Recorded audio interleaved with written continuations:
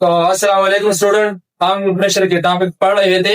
उसमें हमने ये पढ़ा प्रेशर दो चीजों पर डिपेंड करती है, एक फोर्स पर और दूसरी एरिया पर।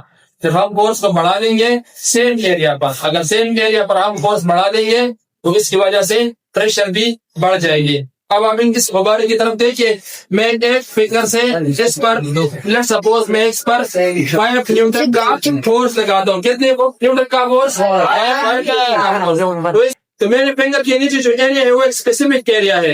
तो मैं अपने इस फिंगर के जरिए से 5 न्यूटन का फोर्स अप्लाई करता हूँ, तो इसकी वजह से कम प्रेशर क्रिएट हो रहा है। जब मैं इसी फिंगर से ज्यादा फोर्स इसी से एरिया पर लगाऊंगा तो प्रेशर ज्यादा होगा और ये गुब्बारा टूट जाएगा, जैसे आप देख सकते हैं। अब आप दूसरे हमने ये बात बताई कि जब हम एरिया को डिक्रीज करेंगे तो इसकी वजह से भी प्रेशर इंक्रीज हो जाएगा। लेट्स सपोज मेरे पास ये गुब्बारा है जिस पर मैं 5 न्यूटन का फोर्स लगाता हूँ अपने फिंगर के जरिए। लेट्स सपोज मैं 5 न्यूटन का फोर्स लगा रहा हूँ, लेकिन ये इस गुब्बारे पर कम फोर्स लगा है, इसलिए कि मेरे फिंगर के नीचे जो एरिया है वो ज्यादा है। अब वही 5 न्यूटन का फोर्स मैं इस नीडल के जरिए से इस पर लगाता हूँ और अगर होता ही है कि ये टूट जाएगा।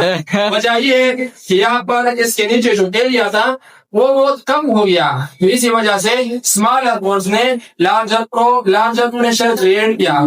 इसी वजह से हम कहते हैं कि जब आपको कोई हाई हील शूज के जरिए से मारे तो आपको ज्यादा पेन महसूस होता है। तो इसलिए हाई हील शूज की एरिया बहुत कम होती है और जब एरिया बहुत कम होती है तो प्रेशर भी ज्यादा होती है। वस्सलाम।